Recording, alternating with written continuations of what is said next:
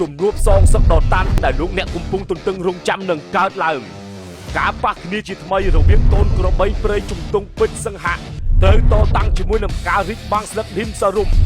ការប្រកួតដណ្ដើមខ្សែក្រវ៉ាត់5ទឹកដោយប្រើកង់ធំនៅលើសង្វៀនត្រាហ្គិនគុនខ្មែរជំនួបដ៏កក្រើកមួយនេះនឹងរៀបចំឡើងនៅភូមិភាគឦសាននៃប្រទេសកម្ពុជា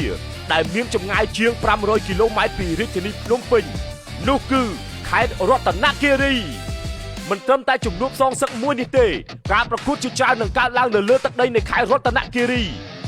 បើកឆាកនៅលើសង្វៀនត្រាហ្គិនគុនខ្មែរដើម្បីទាញសម្លេងហូរនិងការគាំទ្រពីលោកអ្នកបែនកនាគាជួបតតាំងជាមួយនឹងរិទ្ធីចៅងួរិទ្ធីសាឡាឡាប្រកួតជាមួយនឹងខឿនសុវណ្ណថាឡាវអេលៀនត្រូវតតាំងជាមួយនឹងបិទឌីរិនសំអាងនរៈសិនជួបតតាំងជាមួយនឹងធុនចំណាប់បែនកាវេសាវ័នជួបជាមួយនឹងអាវ៉ៃរៀបរុងរឿងដណ្ដើមពានអមដោយប្រាក់លៀនប្អូនប្រុសបង្កើតអ្នកប្រយុទ្ធចិត្តសាស្ត្របឺតថ្មដាឡើងមកតតាំងជាមួយនឹងកីឡាករអេរ៉ង់ឌីមបេលេម៉ូហាម៉េតដោយរួមមានធុនចន្ទៈជួបស្វាគមន៍ប្រកួតជាមួយកីឡាករម៉ូរ៉ូកូអាម៉េត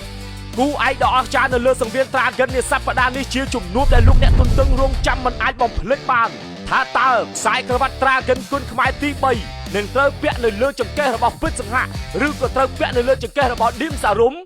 អ្នកទាំងពីរនឹងត្រូវប្រកួតសងសឹកគ្នាអមដោយការប្រកួតជាច្រើននៅលើសង្វៀនត្រាហ្គិនគុនខ្មែរនាថ្ងៃសៅរ៍ទី7ខែកុម្ភៈឆ្នាំ2026សូមបងប្អូនកុំភ្លេចចូលរួមទស្សនាឈុតឆាកទាំងអស់នេះនៅព្រលានយន្តហោះចាស់ក្រុងបានលុងខេត្តរតនគិរីផ្សាយផ្ទាល់ចាប់ពីម៉ោង 6:30 នាទីល្ងាចតទៅនៅលើកញ្ចក់ទូរទស្សន៍ជាតិកម្ពុជា Page Facebook YouTube ផ្លូវការរបស់ទូរទស្សន៍ជាតិកម្ពុជា Page Facebook BBL Sport VBL កីឡានិង Page Facebook Dragon Energy Drink ភេសជ្ជៈបើកម្លាំង Dragon ថាមពលថ្មីចម្រាញ់ពី Jensen